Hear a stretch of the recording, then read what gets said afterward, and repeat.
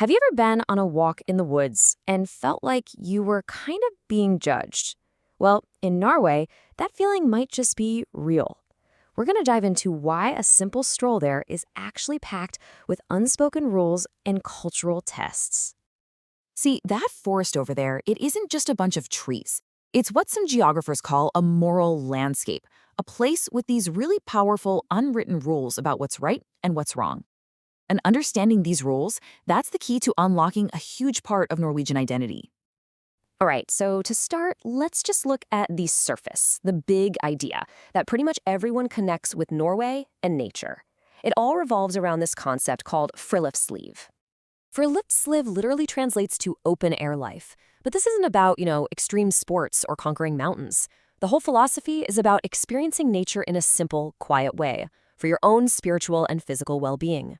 It's about being in nature, not just using it as your personal gym. This whole concept was really put on the map by Norway's national hero, Fridtjof Nansen. He famously called it a kind of spiritual hygiene. He believed that getting out into the forest could literally cleanse your mind from all the stress of modern life and help you get back to a more authentic version of yourself. But here's where we hit our first paradox. The ideal is all about simplicity, but the reality, that can be a totally different story. To achieve this simple life, a lot of people go out and buy thousands of dollars in the latest high-tech gear. That spiritual escape often turns into a trip that's planned down to the minute. And that return to basics can feel, surprisingly competitive. So you've got this real tension, right? A philosophy of simplicity that has become anything but.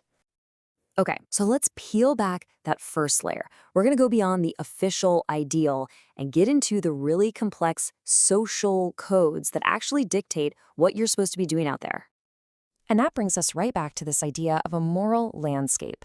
What it means is that out in these natural spaces, there's a very clear, even though it's unspoken, hierarchy of what's considered proper behavior.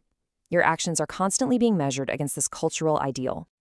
So, what does the right behavior actually look like? Well, it's all about quiet contemplation. It means moving slowly, being silent. It really favors those traditional, non-motorized things, like cross-country skiing or just a simple walk. This is the kind of stuff that lines up perfectly with that classic Nansen ideal. And then, on the flip side, you've got the transgressors. These are the folks whose activities are seen as kind of polluting the quiet experience for everybody else. We're talking loud music or fast, modern sports like mountain biking or kite skiing. They're seen as breaking that unwritten code. So to make this super clear, picture this. You've got your traditional cross-country skier, just gliding along quietly through the snow. And then, whoosh, a modern kite skier just zips right past them. This isn't just about two people sharing a space. It's a full-on clash of cultural values. And look, the point isn't that kite skiing is somehow bad.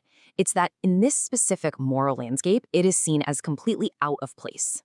It's just too fast, it's too modern, and way too intrusive. It shatters that quiet, spiritual escape that the traditional skier is looking for. All right, let's zoom in even further. We're going to look at the one place where these rules get really, really intense, in the unique forests that actually border Norway's biggest cities. And that place is called Marka. It's not just any old forest. We're talking about legally protected zones for recreation that surround cities like Oslo. It's designed to be a hard border, a kind of physical and mental wall between the stressful city on one side and the peaceful woods on the other. But, when you have an entire city using one forest as its personal backyard, yeah, you're gonna have some problems. Marka deals with extreme crowding, and that leads to constant conflicts. You've got hikers angry at mountain bikers, skiers frustrated with dogs off leash. Everyone is trying to find a slice of peace that just isn't there. And to manage all this, the forest itself begins to change. This all leads to a process that researchers have a great name for: parkification. Basically, the wild forest gets tamed, wide gravel paths are put in, even streetlights, all to handle the huge number of people.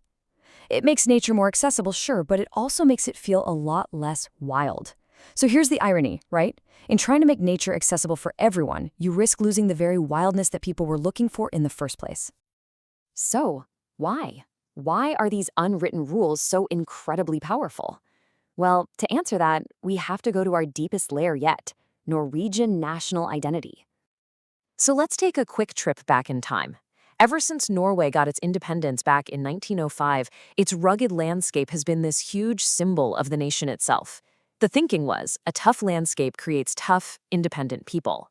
Friluftsliv wasn't just a fun hobby, it was framed as a civic virtue, something you did to build good character. And believe me, that legacy is still incredibly strong today. What this means is that going for a ski trip on a Sunday isn't just exercise.